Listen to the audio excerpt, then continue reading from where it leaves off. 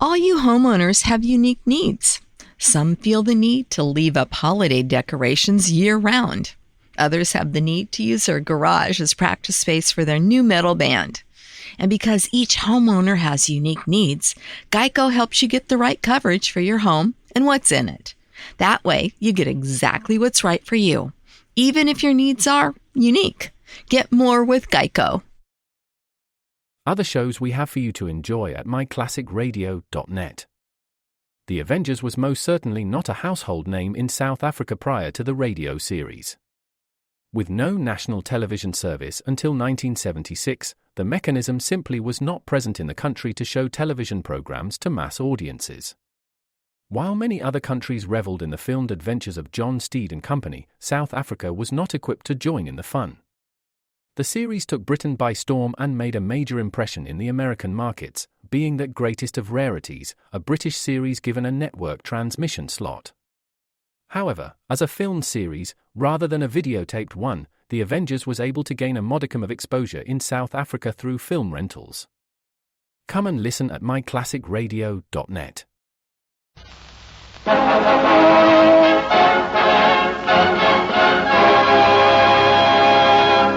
Afloat with Henry Morgan.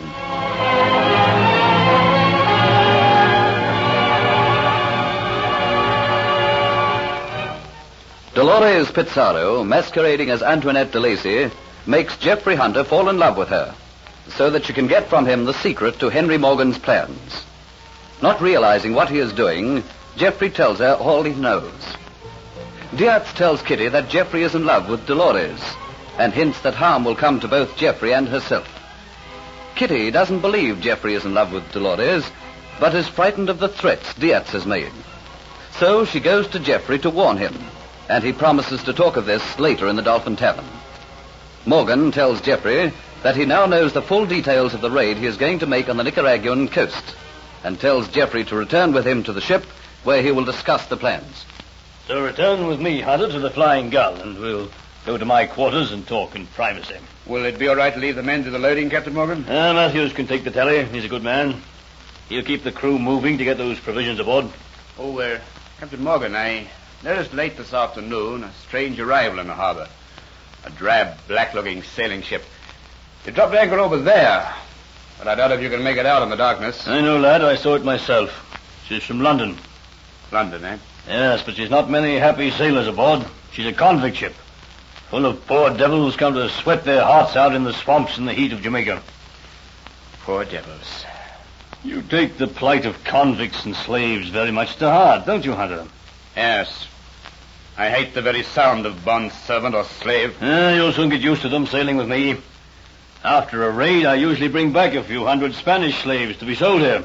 There's money in it. I want no proceeds from that sort of buccaneer. Don't worry. That's my own personal little game. In 12 months' time, I'll warrant you'll have forgotten your fancies.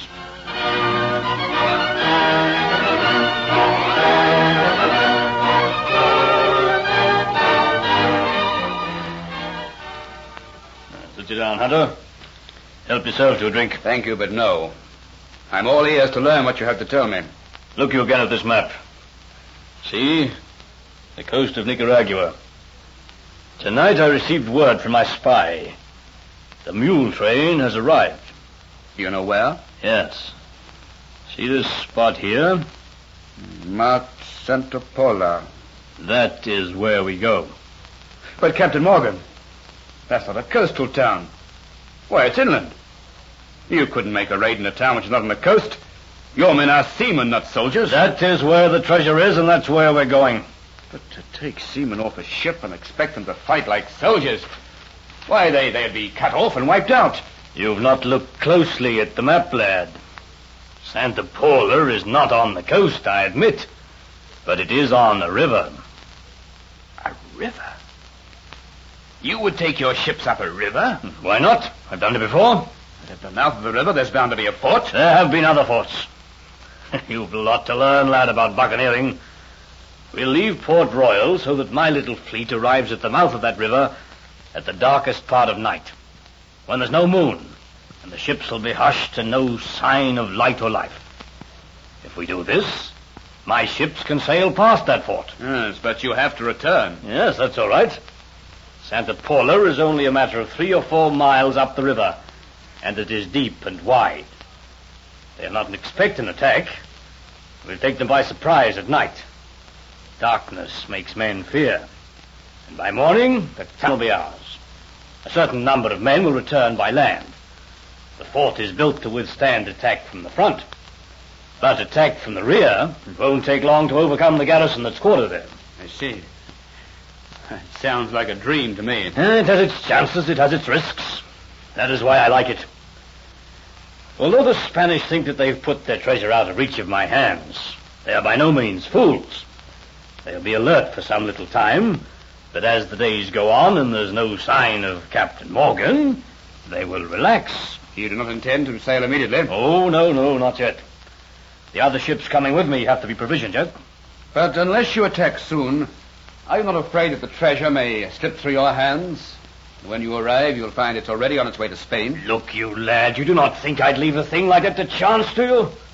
My spy has sent me complete information. The ship that Spain is sending to take the treasure away is not expected for 2 more months. I'm quite safe in dallying for a while. Part of the pleasure of the attack is the enjoyment of the anticipation of it. When do we sail? I'll give you warning, have no fear of that. Just be prepared for word at any time. It's good to talk these things over with you, Hunter. Talking about these matters seems to make the plans formulate before my eyes. I can see it all. That river with the fort at the entrance. The jungle around it, ready, crouched like a tiger waiting to spring. Its green mantle over the fort. The river, brown and sluggish, dyeing the deep blue sea with its dirty hue. The greenness of the vegetation coming down, bending low to sweep in the water, hiding all animal and reptile life. Then suddenly up the river, around a bend, a clearing, gray and white. Buildings lying simmering in the tropical heat. Santa Paula, lying like a rich, fat merchant, ready to be plundered. The air is still. The night dark. Silently with muffled oars, longboats put out from the ships. Without a sound, men slink like reptiles into the very town. Then suddenly the air is rent with shrieks. From a dozen quarters comes the sound of fighting men. The Spaniards struggle from their beds, drunk with sleep, to defend themselves and their worth, to no avail. Oh, I am dreaming, Hunter, and there's still work for you to do. I'm lost in your dreams, too, Captain Morgan. What instructions have you for me? The provisioning of my other ships. I require other signatures from Sir Thomas Motford. You'd best take off tomorrow evening and go and get them for me.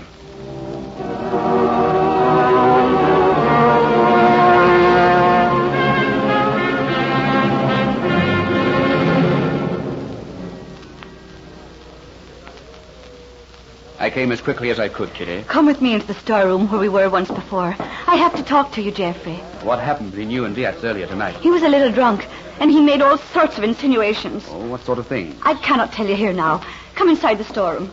There are too many people all too interested to hear what I have to say. Geoffrey, we're both of us in some kind of bother. Oh, what sort of bother? Oh, it's Diaz and the things that he said to me and the way he's been behaving. It all makes me suspicious that he's plotting something that means no good to either of us. He hates you, Geoffrey, because I've given you my love. And he'll go to any lengths to have me for himself. What did he say or do to make you suspicious? Oh, it's been his general behavior. He's suddenly become boastful of how important he's going to be. Already his pockets are full of money. No? I know he's back again as a seaman aboard the Flying Gull, but tonight he said he didn't care about the Flying Gull anymore or about buccaneering, that those days were over for him. He suggested that perhaps I would not be here at the Dolphin Tavern much longer. And he told me that possibly you would be found in the harbor with a knife between your ribs, having first become the enemy of Henry Morgan. From what you say, it seems there is trouble afoot. But what can it be? Oh, Geoffrey, never before have I been frightened, but there's evil about Dietz. He even boasted that I might be pleased to return to him when I'd learned how faithless you were to me. Kitty, I I only wish that we could... Please, I'll hear no more about it. Oh, my, how I've changed. Here I am now without one jealous thought in my head, and now that I've told you all my fears, I feel better. All right, Geoffrey. Just kiss me once more, darling, before I return to my duties. Kitty, Oh, please, Geoffrey, and that'll satisfy me for just a little while longer. Kitty, you're such a sweet person. I doubt if I could refuse you anything.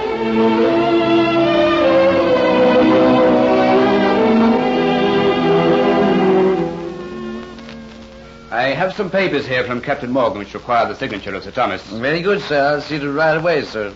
Did I hear you talking to someone at the door, Peter? Yes, ma'am. This gentleman's from the Flying Gull, ma'am. And you keep him waiting at the door. Really, Peter, you deserve a whipping. Surely you know by now that Mr. Hunter is a friend of mine. Sorry, ma'am. I am so sorry, Geoffrey. Well, that's all right, Antoinette. All right, Peter. What are you waiting for? You may go. Very good, ma'am. I have been waiting for you, Geoffrey. When I learned from the message that you were coming, I wondered how I would feel the hours in. I've been wanting to see you all day. I hoped that I might slip away from the ship and see you, but Captain Morgan has kept me busy. But business papers have brought us together again. And with all the activity, surely it won't be long before we'll be saying goodbye to me. I don't care to think of goodbye. But please, Geoffrey, we cannot talk here in the doorway. Come through the French windows into the garden. The perfume of a tropical night will always remind me of you. Do I mean so much to you, Geoffrey? So much the parting is going to be almost unbearable.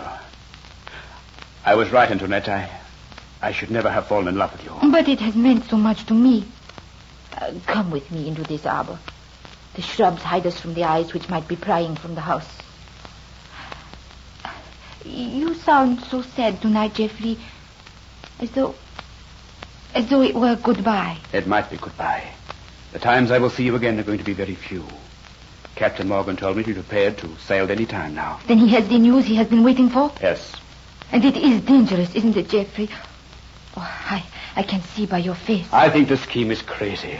How Morgan thinks he can sail a ship up a river past a closely guarded fort, sack a town, then return to sea safely, I do not know. He's going to do that? Since you told me about it, I have been looking at the map of Nicaragua. There must be only one town on a river which is big enough to hold ships. That one town is enough. I don't see us being successful. Morgan is relying solely on the surprise of our attack. He expects Santa Paula to fall into our hands overnight. He'll then send men to take the fort from the rear. Oh, but Antoinette, don't let's talk on these things. I've only a few short hours left with you. Oh, how heavy is my heart. Hold me in your arms tightly and kiss me. Kiss me, Geoffrey, and tell me that you love me. I do love you, Antoinette. I love you with all my heart. There's no denying it now. Oh, you are so wonderful. Oh, but come, I must return to the house. Sir Thomas, he will be wondering what has happened to me. Take my arm, Geoffrey. If I return to the house, does it mean I must bid you good night? No, of course not. Now, do you believe me, Kitty? All that he should have done this to me. It would seem I'd been mistaken in you, Dietz. But I warned Geoffrey Hunter.